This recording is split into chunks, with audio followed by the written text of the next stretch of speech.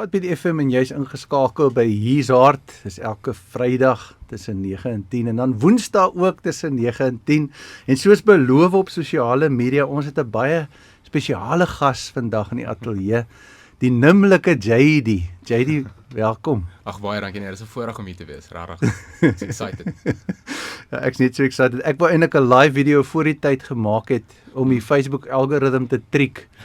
Want ek het so aanval gehad deur valse gelowe of ander gelowe en hulle het my algoritme op Facebook bietjie seer gemaak. Oh, no. Dat jou reach minder is en ek wil dit nou herstel. Toe sê hulle jy moet verskillende goed doen. Jy moet check-ins doen en jy moet live video's doen en jy moet skriffies post en jy moet reels doen en jy moet om my algoritme aan die go te kry. Maar ons sal na die tyd die live video doen vir die ouens wat wil kyk. 100%. Nou JD, jy's op 'n segment van ons program hier op Heartbeat FM wat ons noem jou storie vir sy glorie. En ons begin maar altyd net om die persoon en die gas bietjie beter te leer ken. So vertel ons so 'n bietjie van jouself, waar jy groot geraak het en net so 'n bietjie geskiedenis omtrent JD. Miskien moet jy begin om te sê waarvoor staan JD? Joshua Dork. Ek dink dis die beste plek om te begin want almal vra my, is dit jou naam? Sê ek soos nee, my naam is nie net 2 letters nie. So my volle naam is Jaren David Warak. Okay. Nou die rede hoekom ek JD gekies het, dis in hoërskool gewees. So ja, ek het elke variëteit gekry van Jaren wat jy kan aandink. Daar was Jeriant, daar's nie eens 'n I in nie. Gerend, Gerend. So ek het net besluit, kom ons maak 'n JD. Easy vir almal. En plain and simple en dis nou almal my ken, dis JD.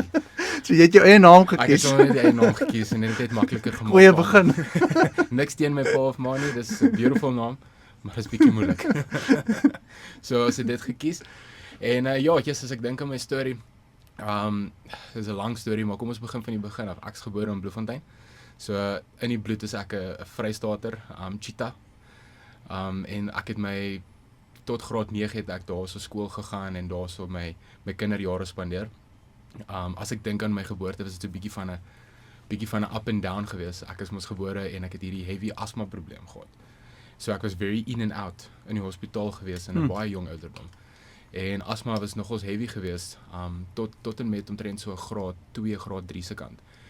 En toe word ek gevat na 'n dokter toe waar ek kan nie die goed se naam, ek het probeer die hele week aan die goed se naam dink, maar ek dink dit is kortison. Die dokters en mense wat luister sal dalk beter weet. Hulle het my ingespuit met dit om te help met asma.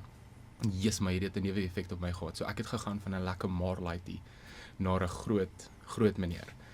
En my hele skoolloopbaan was daai gewees van spot en boelie en al daai goeters gewees. So kleuterskool, laerskool en begin van hoërskool was bietjie 'n moeilike tydperk vir my gewees.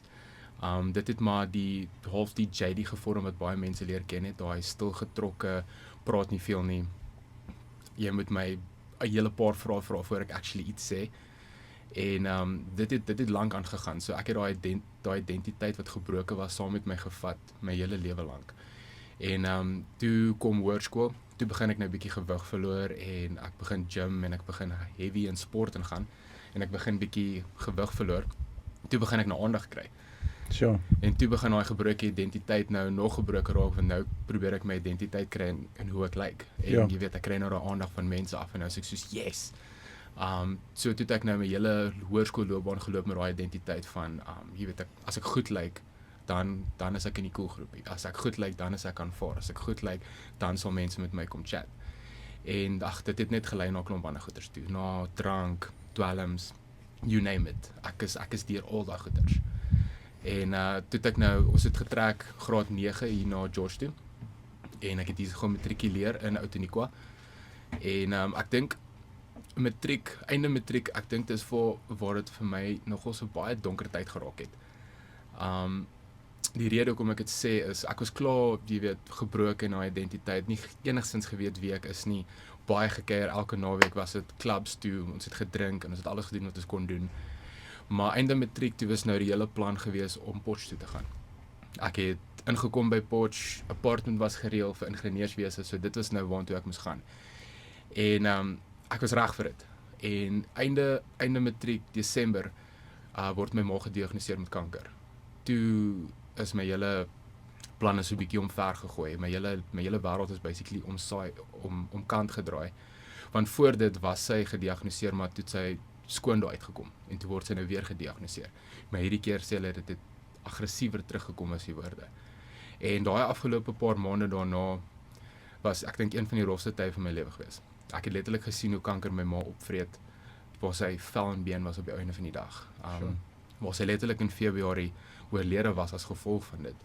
Nou moet jy dink, nou is ek hier so 18-jarige laaitie, geen idee wie ek is nie, gebroke identiteit, en ek het nou net gesien hoe my ma opgeëet word en gevat word van my af. So, voor ek nou kom by wat gebeur het daarna, ek is grootgemaak in kerk, van kleins af. Ek het saam met my pa kerk toe gegaan, daar gesit, maar die volgende dag het ek maar net aangegaan met my lewe. Pornografie gekyk, selfs voor kerk, na kerk, en ek was deel van kerk, maar ek het nie verhouding met die Here gehad nie. Nou, ek het geweet van God. En daai oomblik toe ek my ma verloor het, het ek totaal aan my rug gedraai. Ek het nie eers God pursue nie, ek het net besluit, hoe kan so goeie God so slegte ding aan my doen? En ek het hom blameer. En ek het my rug gedraai, en vir jare, ek dink dit was, dat ek nou nie die regte getal, ek dink dit was omtrent 3-4 jaar wat ek my eie rigting gegaan het. So ek het heavy in drank ingegaan, en kuier in nog meer begin gym om nog beter te lyk. Ek het my pyn ergens anders probeer satisfy met klomp ander goeders. En in daai tydjie ontmoet ek 'n meisie, en ek dink ek was 21 en ons raak vinnig getroud, trek Kaap toe, begin personal training daar in die Kaap doen, en nog steeds is ek verslaafd aan pornografie, nog steeds het ek geen idee wie ek is nie, nog steeds het ek al hierdie gebrokenis in my, en dit werk jy uit daar nie. Ons kry egskeiding letterlik binne 'n jaar. Ek kom sak en pak terug George toe, en hier is ek nou in George, geen idee wie ek is nie, terug in my pa se huis, begin van voor af. En ja, dit is omtrent die ditch van die storie. Sure. En waar was Jesus in hierdie hele storie van jou? Daai tyd, soos ek gesê het, ek het geweet van hom. Maar een ding, daar's 'n groot verskil om te weet van hom en hom te ken. En die eerste ontmoeting wat ek met die Here gehad het, was in 2023. So ek het deur hierdie hele proses gegaan van ek weet nie wie ek is nie, soos ek nou sak en pak teruggekom met George toe, is ek in George nou, is ek weer terug by die ou scene. So jy weet, nou is dit maklik om net weer terug te gaan na jou kuierplekke toe wat jy ken, jou ou vriende, om net weer in daai habits in te val. En gelukkig, deur die Here se genade ontmoet ek 'n ander meisie, wat volgende week vir 3 jaar is ons anniversary wat my vrou is. Wow. En waar is die meisie? Ja, en sy is hier saam met my vandag, en ek kan nie vir julle sê wat se invloed sy in my lewe gehad het nie. Sy is letterlik net gestuur deur die Here, want ek was op daai brim om dieselfde pad weer te gaan, en sy het my letterlik in my lewe ingekom, en ek het saam met haar begin kerk toe gaan, na Soteria gemeente waar ons heilig ook vandag is, en deur hierdie hele proses gegaan, sozo bediening, en ek het deel saam met haar geraak van young adults, maar nog steeds het ek nie die Here geken nie. Ek het geweet van hom, maar ek het hom nie geken nie. Ja. En ek hoor hierdie mense praat van, die Here hierdie en die Here daar, en ek het die Here so ervaar, en ek het hierdie gevoel, en ek is soos, ek doen nie. Maar ek sê dit nie, niemand weet dit nie, ek hou dit vir myself. En 2023 is daar hierdie huge konferensie by ons kerk, die Ignite konferensie, meer 'n evangelisering tipe ding, en daai Saterdag aand, daai laaste aand, word daar gebid voor, as 'n bedieningsoomblik.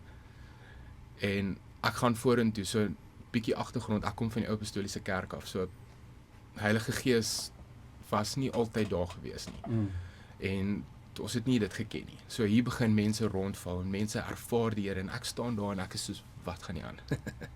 Ek onthou die redenasie wat ek met myself gehad het in daai oomblik, en ek is soos, hoekom staan jy hier voor?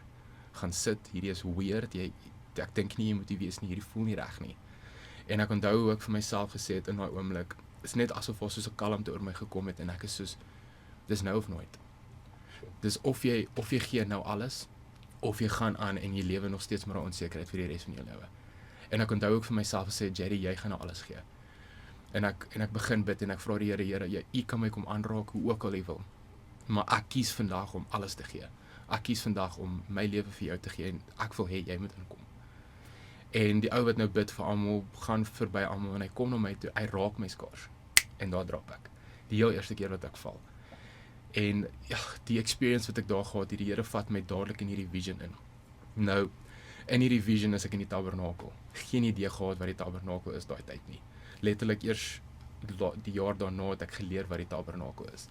En ek staan hier in die heilige plek en voor my is hierdie veil en die veil val plat. En die Here staan agter dit in die heilige van die heiliges met sy arms oop en die enigste woorde wat hy vir my sê in daai tyd is uiteindelik het jy gekom. Ek het so lank gewag vir jou. Yes, en hy embrace my en ek kan vir jou met eerlikheid sê in daai oomblik het ek daai lelike huil gedoen. Daai snot, trane rondrol. Ek hoor dit nogal baie. Lelike huil gedoen en dit was een van die mees amazingste oomblikke van my lewe want ek is geontmoet deur liefde. Jesus, en as jy daai ware liefde ervaar en ontvang, is jou lewe nooit weer dieselfde nie. So dit was my ontmoeting die heel eerste keer met Jesus en dis waar letterlik my hele lewe omgedraai het. Nou vat ons so 'n bietjie deur die proses want ek bedoel obviously daar's nou baie dinge in jou lewe, jy deur trauma gekom, jy deur moeilike omstandighede, klink soos verslawing waarvan jy praat. Vat ons so 'n bietjie deur die proses, hoe die Here jou deur die proses gelei. Ja. Na daai ontmoeting, ek dink dis waar alles gechange het. Jy weet soos wat mense praat van Paulus met die Damaskus oomblik. Ek wil nie cliché klink nie, maar dit was letterlik 'n Damaskus oomblik geweest want alles het verander. Pornografie was nie meer vir my, ek het dit nie nodig gehad nie, want ek het daai liefde. Een van die quotes wat ek nou die dag gelees het, of 'n rukkie terug, van Saint Augustine, sê dat sin is not missing the mark, it is wrongly ordered love. Sure. Dit is omdat jou liefde op verkeerde plekke gesit word. En toe ek daai liefde ontmoet het alles verander. Die Here het my vrygemaak van pornografie in daai oomblik. Ek onthou selfs in daai vision waar ek hom ervaar het hy my ma kom wys. So hy het my ma kom wys in full health, happy en smiling, want die enigste gedagte wat ek heeltyd van haar gehad het was hoe sy gelyk het na die kanker haar opgeëet het. Daai maar en gebroke vrou. En hy het daai vision kom restore. Hy het daai geluk teruggebring van wie my ma was. En deur daai proses soos wat ek nou afgelope 3 jaar stap met die Here, het hy meer en meer kom openbaar in my. Daai ding wat die woord sê dat he's going to do a quick work het ek beleef in my lewe, want in hierdie afgelope 3 jaar het hy soveel openbaring vir my gebring. Hy het soveel meer kom wys wie hy is. En elke keer as hy iets wys vir my wie hy is, het daar elke keer iets weggegaan wat nie rond bewees nie. En groot ding vir my was fear of man. As gevolg van daai vet wat ek was en die abusiveness wat mense op my gehad het, mense my gespot het, mense my lelik hanteer het as gevolg van daai gewig, het ek, soos ek gesê, teruggetrokke geraak. So ek het fear of man gehad. Ek onthou toe ek klein was, as my ma my gevra het om takeaway te gaan order het, ek kon nie. Ek het so gebewe. Nou moet jy dink hoe mondelinge gegaan het. So ek was so bang vir mense en wat mense dink van my.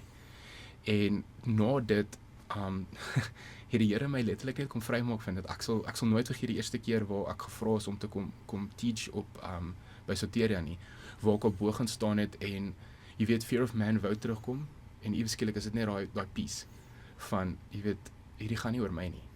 En ek hoef nie te worry oor wat mense dink nie want ek doen hierdie vir die Here en toe sit net vryheid van daar af. En dis 'n proses met alles in ons lewens. Ek het natuurlik deur Sozo gegaan om ook te deel met deure wat ons oopgemaak het, want daar's natuurlik verskriklik baie onvergifnis wat kom met so baie dinge, waar ek mense vergewe het en waar ek vrygemaak is van daai goeters. En dit is so belangrik om deur dit te gaan. Want die ding is ons weet nie wat ons aan vashou nie, tot dit ge-expose word en dan wanneer ons deel met dit, kan ons daai totale vryheid beleef. Vir die luisteraars en kykers wat nou nie weet wat Sozo is nie, wil jy nie net so kortweg verduidelik net wat is dit nie? Ja, so dis 'n bediening by ons kerk. So wat daar gebeur is, jy word teruggevat na past wounds toe. So wat gebeur is, omdat ek gespot is daar 'n wond wat opgebou het daarvan. Nou as ek nie teruggaan in tyd en daai mense vergewe vir wat hulle gesê het en hoe ek gevoel het en toelaat dat die Here daai healing kan bring in daai oomblik nie, gaan ek daai wond altyd saam met my dra. En die Here wil ons wonds heal, maar ons moet daai oomblik vat en daai step vat om actually vulnerable te wees voor hom en te sê, Here, hierdie was rof. So waar. Help my, asseblief kom in en maak hierdie reg, dat ek nie hierdie saam met my hoef te dra nie. Want dis presies wat hy sê, dat come to me those who are weary and heavy burdened, and I will give you rest. En dis presies dit. Jy vat daai wounds en daai heavy burdens en jy gaan dit en jy lê dit voor hom neer. En dis wat so is. Jy gaan, dis net jy en die Here wat interact. Jy gee vir hom al hierdie vuil goed weg en hy gee vir jou hierdie beauty wat hy actually vir jou nog altyd gehad het, wat hy vir jou gegee het. So ek kan dit aanraai vir die mense. Ja, ek het nou groot geraak in die ou, jy kan sê amper soos al die Pinksterkerke, en daar was nie 'n tydperk wat ons kon deel met dinge nie. So ons het gesit met baie gewonde mense. Ja. Dr. Sarel van Theologos het gesê hulle is sielsiek. En wel, jy weet, as jy in die bediening is vir jare, dan kom jy agter dis waar. Ja. So vir luisteraars en kykers dink ek ook wat kyk en luister vandag, hulle moet besef dat wanneer jy tot bekering kom, ja, die werk van die kruis is volbrag, jy is 'n gees, jy bly in 'n liggaam, jy het 'n siel, maar as definitief 'n deel van jou wat aan gewerk moet word. Ja, nee, definitief. En ek dink ons is, ek is nou al baie oud, ek gaan nie sê hoe oud nie, maar ons is 'n work in progress. Ja, die ding is, ek sê altyd, ons gaan nooit arrive nie. Die Here is besig met hierdie sanctification proses met ons elkeen. En dit is so mooi hoe dit werk, want die oomblik wat jy na Jesus toe kom en die oomblik wat jy jou hart vir hom gee, het jy 'n nuwe posisie voor God. Jy weet, jy's righteous, jy's holy, jy's blameless, jy's without reproach voor die Here. Maar nou hierso in die natuur, nou moet jy begin agterkom wie jy actually is. En dan volgens daai ware identiteit moet jy nou gesanctify word en getransformeer word deur die Heilige Gees om nou te lyk soos dit. En dis baie keer moeilik, want jy gaan na wonde toe moet gaan, jy gaan na past experience toe gaan en jy gaan die Here moet toelaat om in te kom in daai plekke sodat jy kan vrykom van dit en kan begin stap in daai nuwe posisie wat hy sy lewe voorgegee het. En wanneer het jy toe vroutjie ontmoet en hoe? So dit het gebeur, toe ek teruggekom met sak en pak, 'n paar maande daarna. Dis waarvoor die luisteraars en die kykers wag. Die love story. Ja, yes. Okay, kom ek vertel eers hoe ons ontmoet. Sy gaan dit dalk anders vertel. Sy 'n kans kry, maar sy het vir my boodskap. Nee, sy sal haar, sy gaan haar kans kry. So wat gebeur het is equal rights hierso by Heartbeat FM. Ek wil eintlik mooi praat. Ek wil my kant van die storie. So my kant van die storie is waar. Maak nie saak wat sy sê nie, ek joke. So ek het teruggekom George toe en die hele gedeelte met al daai baggage en goeders en ek dink ek het 'n video of iets gesien van haar op Facebook waar sy sing en toe like ek die video of die foto en toe like sy iets terug. So ons hele ding het begin op social media, kan jy dit glo? Pingpong liking. Letterlik. En toe like ek weer 'n foto van haar en toe like sy 'n foto van my en toe sê ek soos nee wag, hier's iets aan die gang hierso. Something is going on here. Ons like mekaar. Ja, en toe letterlik op my verjaarsdag stuur ek vir haar 'n boodskap en letterlik net hi daar met 'n smiley face op Facebook. Dis al wat ek gestuur het. Hi daar met 'n smiley face op Facebook. En deur die Here genade het sy my gereply en ons het begin praat en ons het lank gepraat. Ek weet nie hoeveel ure het ons gepraat op Facebook nie. Nou, sy sal die storie ook vertel. Ek het lank gevat voor ek haar net uitgevra het vir die eerste date. Maar ek kom van waar liefde for granted gevat is in my lewe. So dit het my lank gevat om net iets te doen en weer enigstens in daai rigting. So toe vra ek al vir 'n date, ons gaan vir die eerste date. As ek vir jou kan sê dit was 'n chaotiese eerste date, was dit 'n understatement. So ons gaan sit by 'n plek. Nou ek kan nie eens onthou waar ons gaan sit het nie. Nee, jy sal 10 weet. Maar ons gaan sit by hierdie plek en is so warm en ek het 'n wit hemp aan en ek sweet dat jy letterlik die sweet onder my armpits kan sien. Dis baie aantreklik hoor. Ja, ek sien net weer agter en ek kom met hier agter en ek besig. Het hierdie oue siekte of iets dat hy sweet. Dis rof. Want die ding is as ek praat, ek's very expressive met my hande. So terwyl ek met hom praat, verduidelik ek hierdie en hierso so in die middel van die date kom ek net agter en ek gaze net en ek sien net ag nee, Here. Kyk hier. En in daai helfte begin daar iets haar oog pla. En sy kan nie haar oog oopmaak nie en sy sê daar's 'n krap en ek dink hierso, hierdie date, sy wil net weghardloop. Ek is net soos, okay, kom ek vat net hierdie girl huis toe want sy wil niks te doen hê met my nie.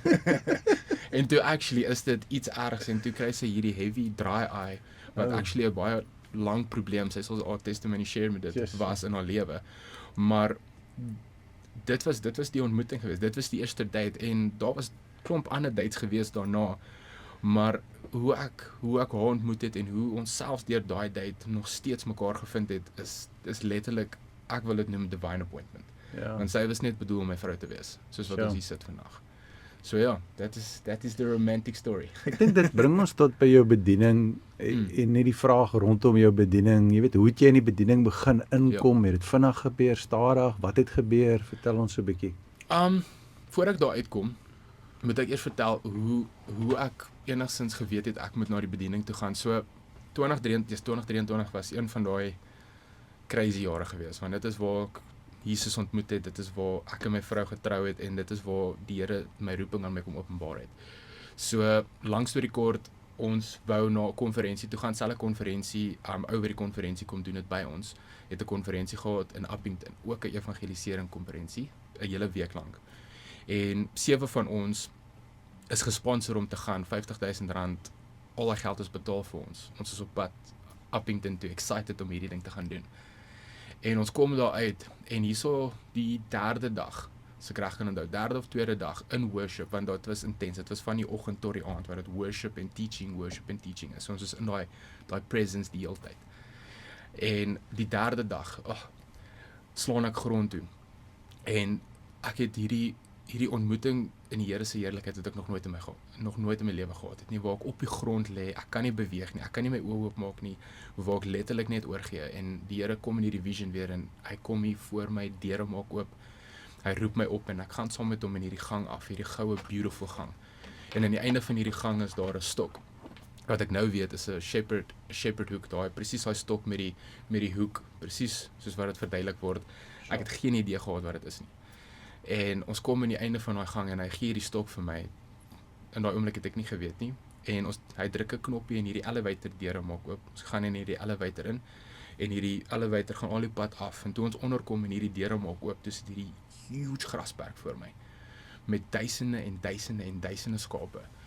En ek is soos, okay, ons is hier en die Here is look after my sheep. En ek soos, jy weet daai tipiese mensreaksie, en ek soos, nee, wag, ek kan nie, Here, hier's duisende en duisende, hoe wil u hê dat ek met een stokkie na hierdie skape moet kyk?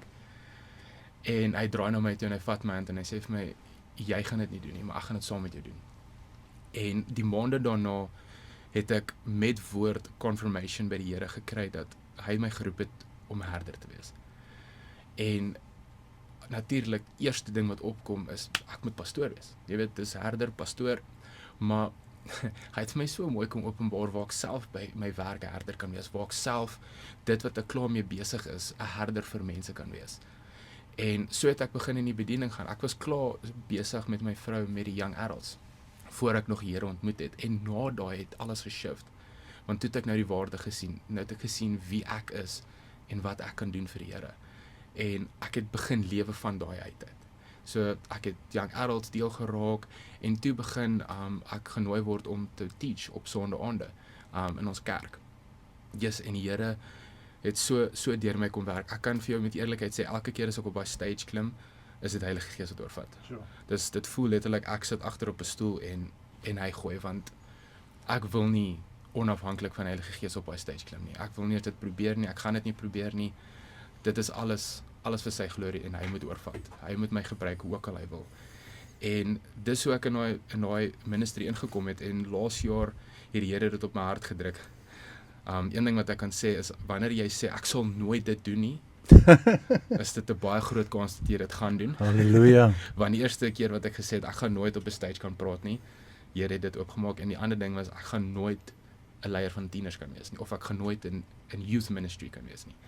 En laas jaar het die Here dit op my hart gedruk, ek moet deel raak van die youth. Sure. En laas jaar het ek hulle leier geraak, en ek kan nie vir jou sê hoe lief het ek geraak vir hierdie kinders nie, en hoe baie ek agtergekom het, hoe baie gebrokenis daar is in die youth vandag, en hoe baie hulle nodig het, iemand wat hulle net kan lei, en vertel, jy weet, jy hoef nie dit te doen nie, want ek was daar, ek het my kop 50 keer teen dieselfde muur gestamp, jy hoef nie, there's a better way. En ja, hoe die Here my gebruik, waar ook al hy wil vir sy glorie, is net elke keer mind-blowing. So, ek geniet elke liewe part van dit. Nou is baie mense wat luister en kyk vandag wat wonder, wat kan hulle doen om dit te ervaar wat jy ervaar? Want hulle hulle ervaar dit miskien nie so nie. Ja. Hulle voel miskien hulle ken die Here of weet van hom, maar hulle het nie regtig 'n lewende verhouding nie. Wat sou jy vir hulle sê? Nommer 1, intimacy. Kyk, die Here raak ons aan in ons eie unieke manier. Ek sê ook vir die tieners, omdat ek hierdie visions en goed kry, beteken nie dis hoe die Here dalk met jou gaan praat nie. Maar moenie dit minder waardig maak hoe die Here met jou praat nie, want die Here praat met jou. En hoe ook al hy met jou kom praat, dit is hoe hy met jou praat. Sure. En dit is fenomenaal. So die nommer 1 ding is intimacy.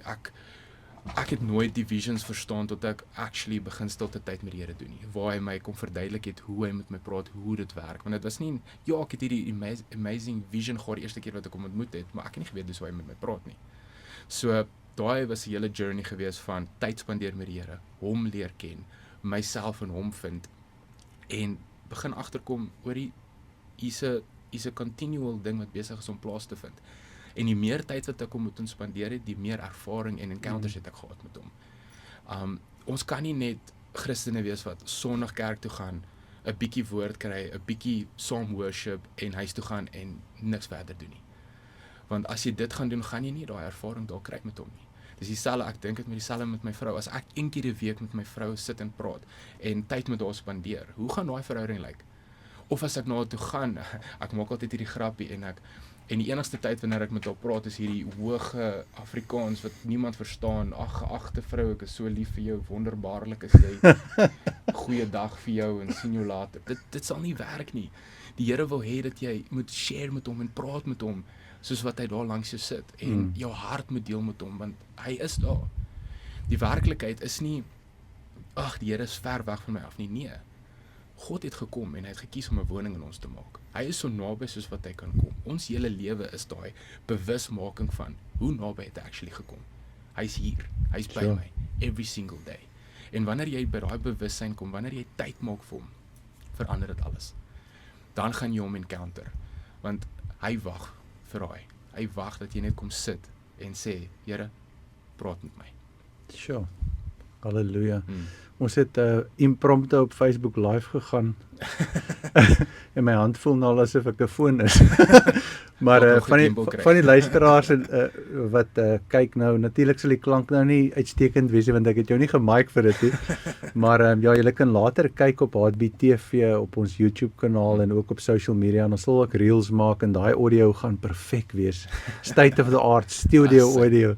En vir die luisteraars wat miskien ingeskakel is op Heartbeat FM 103.9 in die George Eden area en 107.4 in Oudtshoorn, wil ons ook net sê, julle kan ons sien op Facebook Live, nou op my profiel Richard Murphy, maar ook later, julle sal maar net dit raak sien, ons post net reel op reel.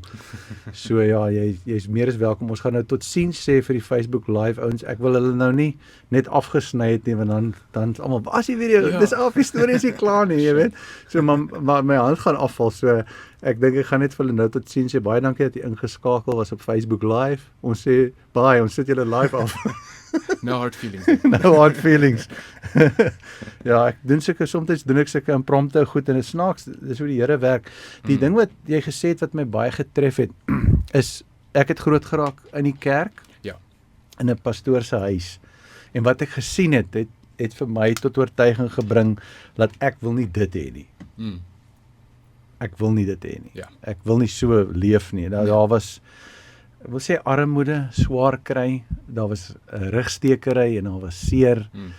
En toe die Here my ook een dag, en ek het ook vir jare gesê, ek het in die corporate wêreld gaan werk en ek het vir jare gesê, ek wil nie daai hê nie, jy weet. En jare in 2005 toe roep die Here my na die pastoraal toe, met 'n visie en met 'n bonatuurlike ervaring wat ek gehad het. En dit is net vir my treffend dat wanneer jy voel jy kan nie iets doen nie, dan doen hy dit. Ja, every single time. En ek dink dit is mooi van die Here, want jy besef jou afhanklikheid van hom. Jy weet, nie op enige manier kan jy hierdie op jou eie doen nie. Dis fisies onmoontlik, want jy weet wie jy was. So, wanneer elke keer ek op die stage klim, wanneer elke keer ek teach, wanneer elke keer ek deel is van die ministry, is dit so oortuiging dat hy Hy is die een wat deur my werk. Ek meen selfs hierdie 3 jaar wat ek al hierdie kennis van hom opgebou het. Ek is nie 'n slim ou gewees nie. Op skool het ek het average gedoen. Ek het altyd gedink, altyd gekyk na hierdie slim mense soos, wow, ja, ek wil ook so wees. Maar ek het net nooit geglo ek slim nie. Maar die Here het selfs daai vir my kom oopbreek dat hy vir my hierdie brein gegee het vir 'n rede. En as hy vir my die brein gegee het en die kapasiteit gegee het om te dink, wie is ek om te sê dat dit gekap word by hierdie bietjie? Hy kan enigiets verander. Hy kan enigiets meer maak. So ek dink is maar die groot ding is afhanklikheid om dit te besef. Ja, want in ons swakheid word sy krag vervul. Every single time. Ja, En dit is so mooi. en jy het 2 maniere om die bediening te doen. Jy kan baie competent wees en baie gifted wees en jy kan dit doen. Ja. Daar's baie mense in die bediening wat ek al ontmoet het wat eintlik baie goed is in wat hulle doen, Ja. maar nie noodwendig gesalf is nie. En dis 'n groot verskil. Ja. En die salwing word eintlik vrygelaat deur ons gebrokenheid. Ek bedoel Paulus sê ons het dit hierdie in erde kruike. Ja, Dan sê hy daai kruik moet breek voor daai salwing uitkom. dis mooi. En dit is 'n proses, want ek Ja, bedoel soos jy sê die Here is besig met 'n proses. Ek was nou al 'n paar keer in jou dienste waar jy bedien het op die Sondae-aande en so aan. By in B se dienste ook, maar sal later daaroor praat. En dis merkwaardig wat die Here besig is om te doen en 'n mens kan die roeping sien. Want ek dink as 'n mens kyk na mense en hulle het daai passie en daai passie gaan nie weg nie. Ek sê altyd vir mense in die bediening, as jy iets doen en jy kan dit nie stop nie. En niemand hoef vir jou te sê om dit die hele tyd te doen nie. Gewoonlik sal jy sien as die Heilige Gees. Ja. Dis soos radio. Ek het 11 jaar terug radio toe gekom en ek het seker 200 ouens al opgelei vir radio in drive shows. Hulle is weg. Want dit is net iets as jy geroep vir dit of as jy nie. Want daar's baie min, jy weet, erkenning of jy weet, dis nou nie jy stap in die straat af en almal vra jou handtekening of iets, verstaan jy? Nee, definitief. En dis maar die grace line. Elkeen is geroep vir 'n presiese rede wat die Here wil doen in jou lewe. Hy het jou aan mekaar gesit op 'n sekere manier en hy het jou geroep in 'n sekere rigting want hy weet wie jy is. Ja. En ek kan nie gaan en iewes skielik nou, jy weet, kom ons sê 'n evangelis gaan wees nie. Rond gaan hardloop en klomp kerke gaan preach en op die strate, dis nie hoe ek aan mekaar gesit is nie. Ek kan dit gaan doen, maar gaan ek dit vir ewig kan doen? Sure. Of vir die tyd wat ek hier is? Maar ek sien so aan mekaar gesit nie. Want dan sien ek is gemaak om 'n herder te wees. So nou vertel ek aan mense van Jesus, maar nou los ek hulle. En my gedagtes gaan heeltyd wees soos, gaan hulle okay wees? Gaan hulle gedisipel word? Gaan hulle geleer word van wie die Here is? Gaan hulle naby die Here gebring word? Ek sal mal raak. Ek sal dit nie kan doen nie. En dit is so waar, want ek het die een Sondag aand het jy bedien en toe ek nou na die tyd vir jou wil gaan sê, hoor die woord was goed en so aan, toe kry ek jou nie, want dan is jy by die ou, dan sit jy by hom, dan is jy by daai ou, dan sit jy by hom, dan is jy by die ou, dan sit jy by hom, en later toe ek op pad uit, sien ek, daar sit jy nog steeds.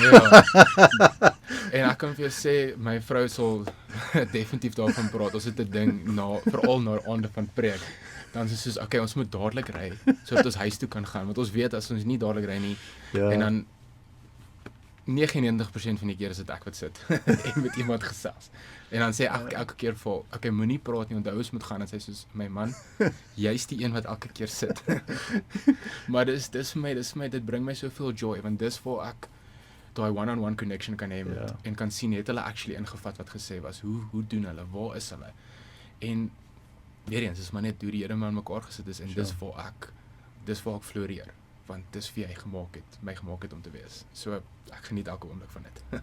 Ja, nee, dis amazing om dit te sien, ek bedoel, in die manier hoe julle saamwerk ook is merkwaardig, dit is so kosbaar, en dit is skaars. Want ons het altyd by Loostors het ek 55 winkels geraan en ons het genoem dit man-vrou kombinasies. So Loos was een van die min winkels of koöperatiewe instansies wat toegelaat het dat 'n man en 'n vrou saamwerk. As jy by die JD Groep gaan werk het wat nou Joshua Dor was en is selfs Incredible Connection en daai insit aan hulle behoort.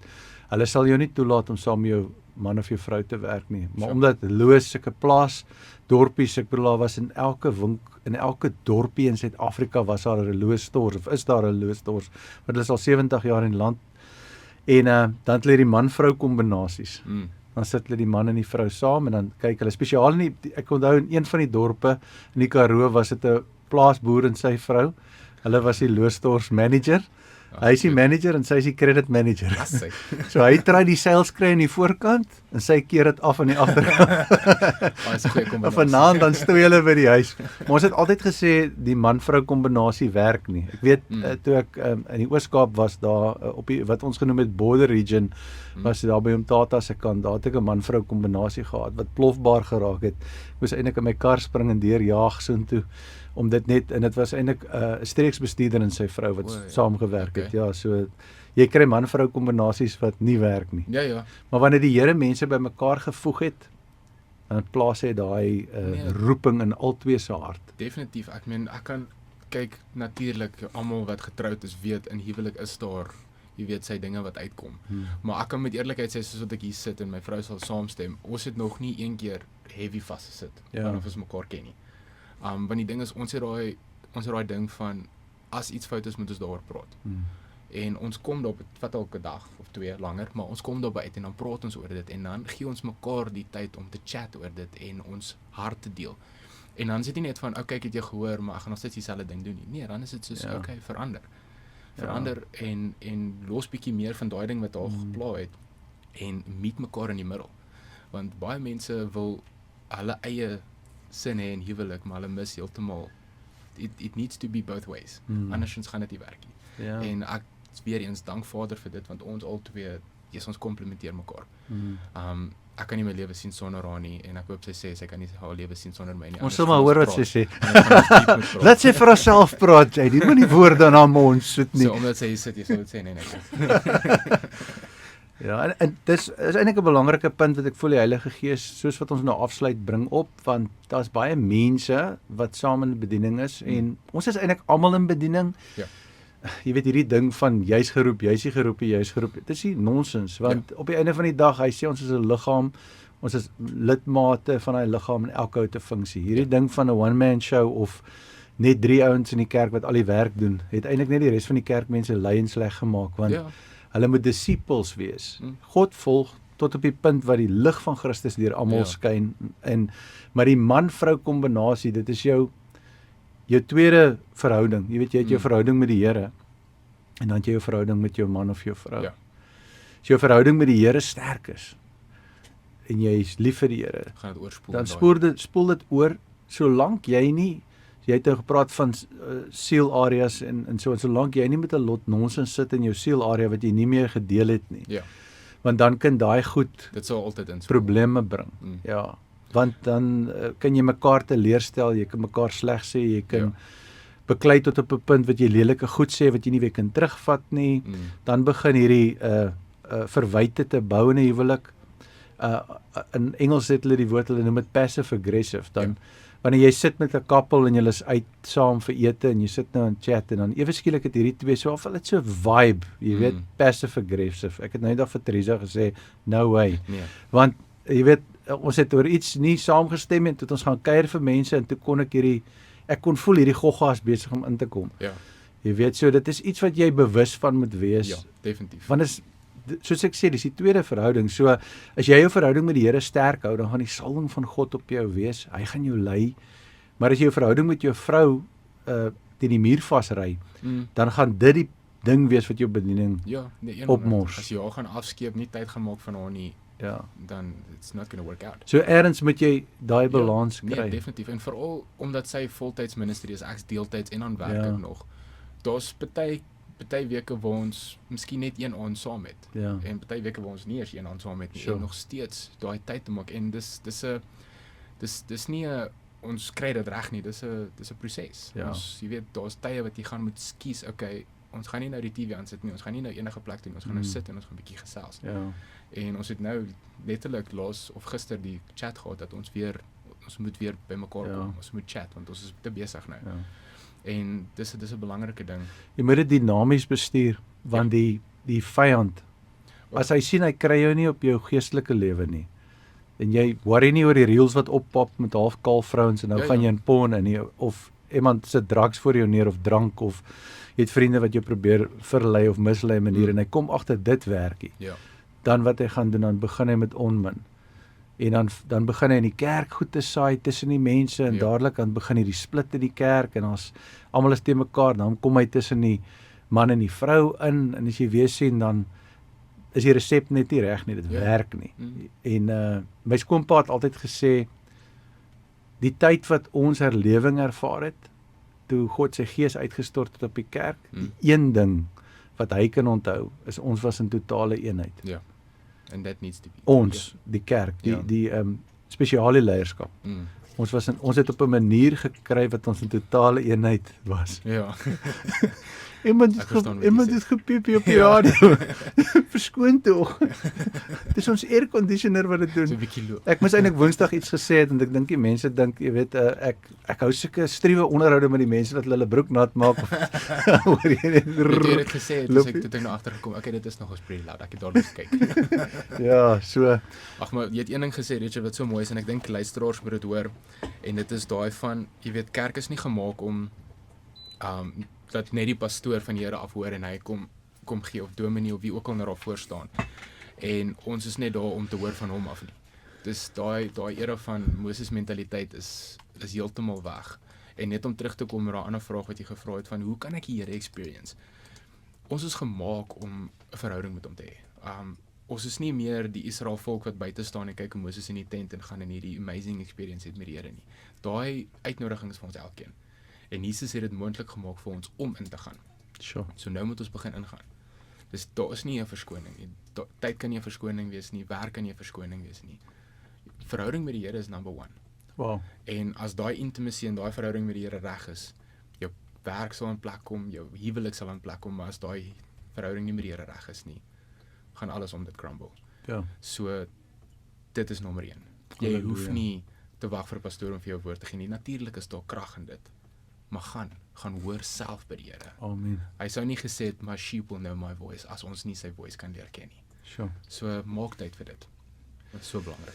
Wel, kan jy glo hoe laat is dit nou? Ja, dit het gevlieg. Ja, radiotyd is nie net duur nie, dis vinnig ook. Ja.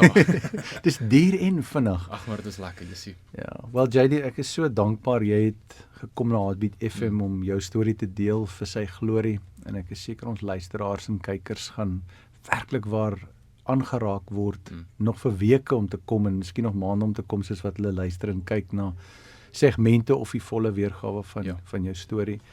Baie dankie dat jy gekom het en ek vertrou die Here gaan julle vat van glorie tot glorie. Ek kan sien dat die Here is besig met julle vandat ek julle ontmoet het en so aan was julle net soos hierdie paartjie wat ek net gesien het, weet wat hierso is 'n power couple in die spirit. Jy weet die Here het 'n plan hier. God is besig met iets. Ja. En ek bid vir julle. Ek bid met baba wat op pad is, jy weet in die seisoen van die lewe wat dit beteken ook al, jy weet ek bedoel dit is 'n seisoen en jy moet leer om te jy het 'n man vrou, dan moet jy ministry, nou moet jy man vrou en baba. Nou moet jy leer, okay, hoe doen ek ministry? Hoe werk ek deur dit? Hoe vat ek beurte met B om in die aande pyjama dra te doen en al daai dinge. Ja. Kyk, jy moet gaan lekker getoets word, maar ek is reg vir dit. Ek dink dit is altyd. Maar ons kyk uit en ons definitief ons gaan B radio toe bring vir haar storie. En dan sal ons definitief weer 'n catch-up doen. Miskien kan Baba ook vir ons 'n paar woorde kom sê vir die volgende geleentheid. Ja, ag nee, dankie vir jou Richard, dit was regtig 'n groot voorreg. Dit was baie lekker. Sal jy vir ons afsluit en net die luisteraars bietjie seën met 'n gebed? Yes, 100. Dankie. Ja, eerstens wil ek net so dankie sê vir hierdie geleentheid. Dankie dat ons hier kan wees vandag, deur u genade, Here. Ja, ek vra elke persoon wat nou hierdie gaan luister, elke persoon wat gaan inskakel en hierdie woorde gaan hoor, Here, mag hulle besef hoe spesiaal elkeen van hulle is vir u. That they created on purpose for a purpose, en daardie purpose is om u te leer ken, om verhouding te bou met die Here, en dat hulle sal weet dat hulle kan nie stem hoor, dat hulle kan u ervaar, Here, en dat hulle sal tyd maak vir dit, that they will go to you, Lord, en dat jy hulle sal transformeer. Daar's 'n mooi vers, while we with unveiled faces are beholding the glory of the Lord, we are being transformed in the same image from one degree of glory to the next. Here, mag hulle daai vers vat en mag hulle na u toe gaan en u aanskou. En in daai aanskouing, in daai presence, mag u hulle transformeer en verander om meer te lyk soos die nuwe posisie wat hulle voor u het. Dankie vir dit, Here. Bless hulle met meer van u, Here. Bless hulle dat hulle sal weet dat u deur altyd oop is, dat u met oop arms wag elke liewe dag vir elkeen van die kinders. Here, ons bid dit in Jesus se kragtige en wonderlike naam. Amen.